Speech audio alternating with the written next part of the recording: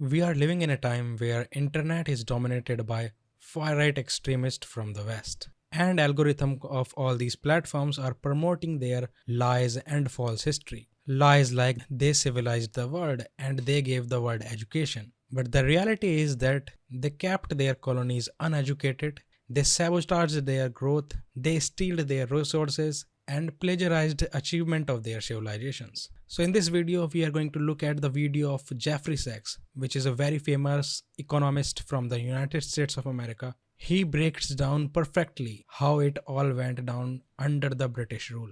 Were god awful because they have the worst imperial mentality of any country in the world. So Britain industrialized first, roughly 1700, and then the difference of economic might was translated into geopolitical imperial power, and then went overseas and kicked the shit out of the rest of the world, basically. It completely colonized Indian subcontinent. It invaded China in 1839. Britain went in and took over much of Africa and took over much of America, of course, the Also Indians. Cyprus. And the first rule of empire is you extract from your colonies, you take the resources away, you keep them poor, and you keep them uneducated also. All that empire, they didn't want to give schools, they didn't want to educate anybody. So literacy rates in 1950, 5%.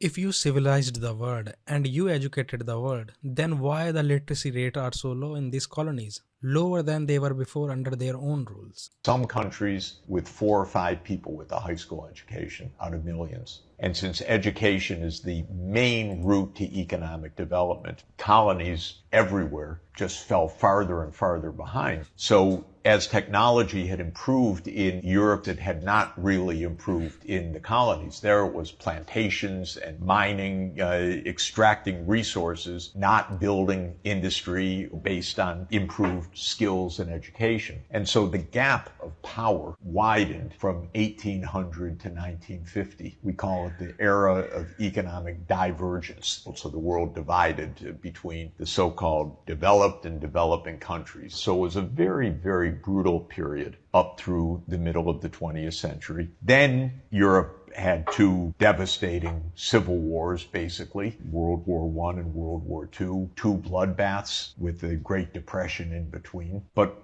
after World War II, what had been that age of divergence gradually turned into an age of convergence. And by 1945, Europe was exhausted.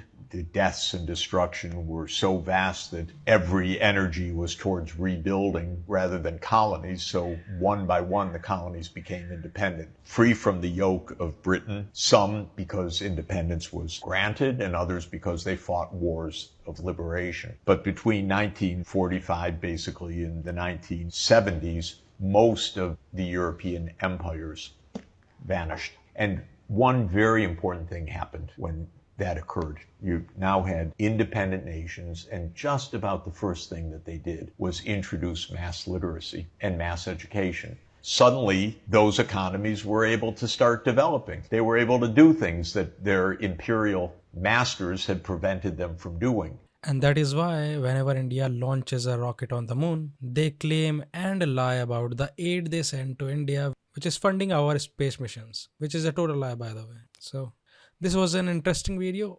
Like, subscribe and share. Thank you very much for watching.